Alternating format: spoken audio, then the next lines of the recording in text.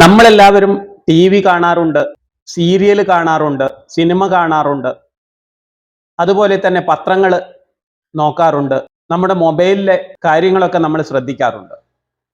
പക്ഷെ ഇന്ന് ഹിന്ദുവിനെതിരായിട്ട് പലതരത്തിലുള്ള വാർത്തകൾ പല വലിയ തലങ്ങളിൽ നിന്ന് വലിയ വലിയ മേഖലകളിൽ നിന്നാണ് വന്നുകൊണ്ടിരിക്കുന്നത്. തമിഴ്നാട്ടിലെ സർക്കാർ, അവിടുത്തെ മുഖ്യമന്ത്രി സ്റ്റാലിൻ താഴെ കാണുന്നു. ഇദ്ദേഹത്തിന്റെ ഫോട്ടോ കീശയിൽ വെച്ച് അത് പുറത്ത് കാണിച്ച് നടക്കുന്ന തമിഴ്നാട്ടിലെ മിക്ക ആൾക്കാരെയും ഞാൻ കണ്ടിട്ടുണ്ട്. എന്നാൽ അവരും ക്ഷേത്രങ്ങളിൽ പോകുന്നുണ്ട്, ക്ഷേത്രങ്ങളുടെ കാര്യങ്ങളിലൊക്കെ സജീവമായി കാണാറുമുണ്ട്. ഈ ചങ്ങാതി ഇങ്ങനെ ഒരു പ്രസ്താവന ഇറക്കിയപ്പോൾ അതിനെതിരെ പ്രതികരിക്കാനോ അത് ശരിയായില്ല എന്ന് പറയാനോ ഇപ്പറഞ്ഞവർക്കൊന്നും സാധിച്ചിട്ടില്ല. അപ്പൊ ഇവരുടെയൊക്കെ ഭക്തി എന്താണ്? ഇവരുടെയൊക്കെ ഭക്തി? ഈ തോന്നിവാസം കാണിക്കുന്നതിലപ്പുറം ഇവർക്കൊന്നും ഇത് നിലനിർത്താനുള്ള ഒരു തൻ്റെടമില്ല എന്നതാണ്.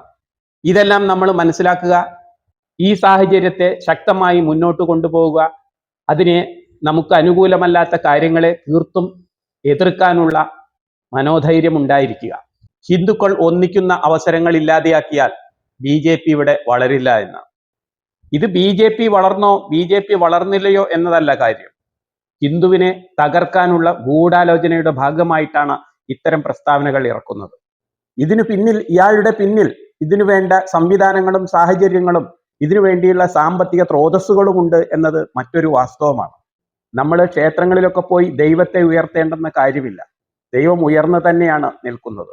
നിങ്ങൾ സ്വയം ഉയരാനുള്ള സാഹചര്യമാണ് ഉണ്ടാക്കേണ്ടത്. എങ്കിൽ മാത്രമേ ഇവിടെ നിങ്ങൾക്ക് നിലനിൽപ്പുള്ളൂ.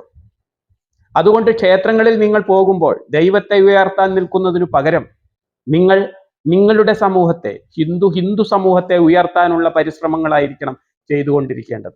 ഇന്ന് ക്ഷേത്രങ്ങളിലൊക്കെ കോടിക്കണക്കിന് രൂപ ചെലവ് ചെയ്ത് പടക്കം പൊട്ടിക്കാറുണ്ട്, ആന എഴുന്നള്ളത്ത് നടത്താറുണ്ട്. ഇതുകൊണ്ടൊക്കെ ഹിന്ദുവിന് തന്നെയാണ് നഷ്ടം സംഭവിക്കുന്നത്. ക്ഷേത്രങ്ങളും ഉത്സവങ്ങളൊക്കെ വേണം, പക്ഷെ അവിടെയൊക്കെ സാഹോദര്യവും സ്നേഹവും പരസ്പരം ഊട്ടി ഉണർത്തി അത് വളർത്തുവാനുള്ള സാഹചര്യം ഹിന്ദുക്കളിൽ ഉണ്ടാക്കിയെടുക്കുന്ന ഇടങ്ങളായിരിക്കണം ഇനി മുതൽ ക്ഷേത്രങ്ങൾ. അല്ലാതെ നിങ്ങൾ ദൈവത്തെ ഉയർത്താനോ ദൈവത്തിനോടൊപ്പം ഉയരാനോ ക്ഷേത്രങ്ങളിൽ പോകണമെന്നില്ല. ഈ കാലഘട്ടത്തിൽ നിങ്ങൾക്ക് അനിവാര്യമായ, ഹിന്ദുവിന് അനിവാര്യമായ ചില കാര്യങ്ങളിൽ ഒന്നാണ് ക്ഷേത്രം. ആ ക്ഷേത്രത്തിൽ നിങ്ങൾ ഒത്തുകൂടുമ്പോൾ നിങ്ങൾ അവിടെ പരസ്പരം ഒന്നിച്ചു ചേരാനും ഒന്നിച്ചു കൂടാനും പരസ്പരം കാര്യകാരണങ്ങൾ മനസ്സിലാക്കി പരസ്പരം സഹകരിക്കാനും സഹായിക്കാനുമുള്ള സന്മനസ്സുണ്ടായിരിക്കുക.